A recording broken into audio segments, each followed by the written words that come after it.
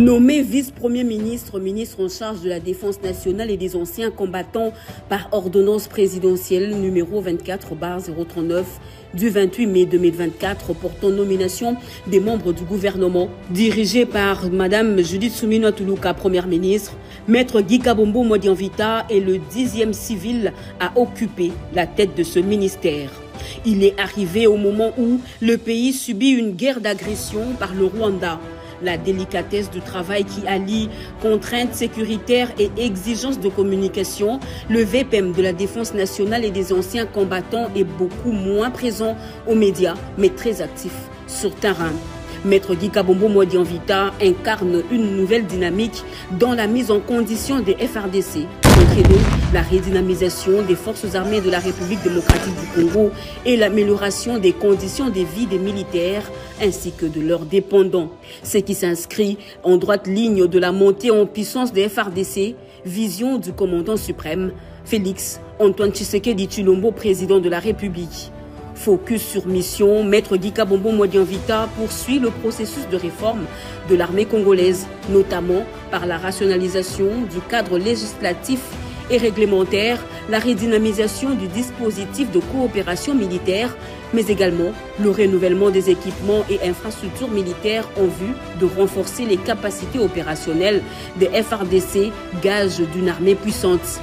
De Kenge à Chomia, en passant par Moba, le vice-premier ministre, ministre de la Défense nationale, a foulé le sol de Beni, de Lubero et d'Ouvira sur la ligne de front et théâtre des opérations dans les affrontements contre les terroristes du M23 AFC. Pour asseoir sa politique sur des éléments de terrain, Maître Guy Kabombo Modianvita s'est rendu dans 9 sur 10 régions militaires afin de palper les réalités et y apporter des solutions idoines. Les centres d'instruction et d'entraînement ont été passés au peigne fin dans le but de rehausser la qualité et les conditions de formation militaire.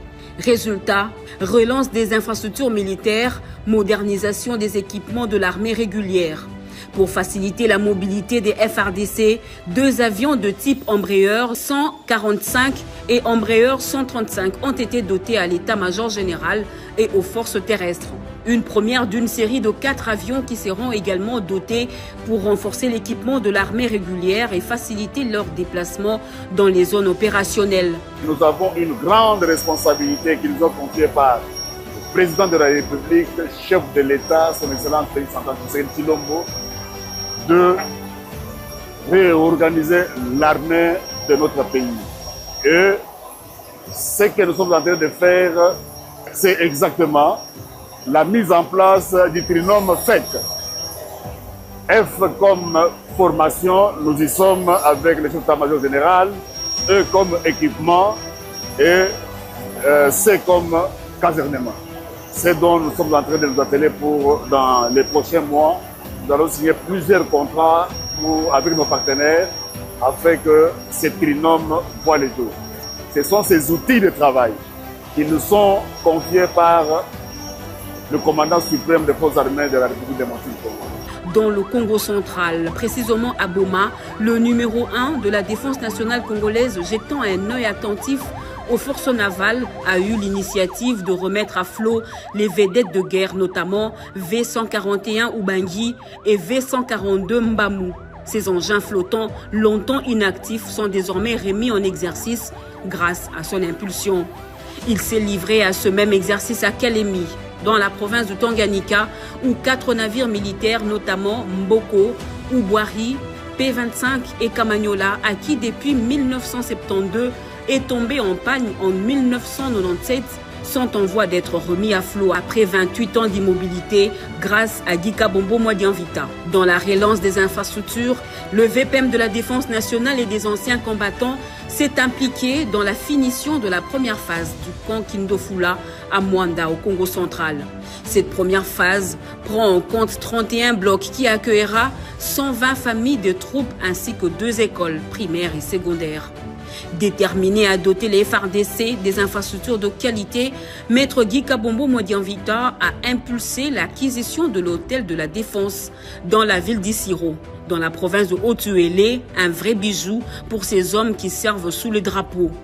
Pour une première dans l'histoire, la 11e région militaire dans le Grand Bandundu accueille plusieurs chantiers initiés par le vice-premier ministre, ministre en charge de la Défense nationale et des anciens combattants pour améliorer les conditions de travail et sanitaires des hommes en uniforme. S'agissant notamment de l'hôpital militaire, les bâtiments administratifs de l'état-major, les messes des officiers ainsi que l'auditorat militaire. Dans le Kasaï oriental, les forces armées de la RDC auront désormais leur adresse. Une concession de 2000 hectares va abriter l'état-major et une parcelle pour l'auditorat en vue de permettre aux militaires de travailler selon les conditions requises. Hormis les infrastructures qui sortent de terre, il y a également plusieurs signatures de partenariats stratégiques avec les puissances militaires comme la Chine, la Russie, la République tchèque, l'Espagne, l'Allemagne, l'Inde ou encore l'Afrique du Sud.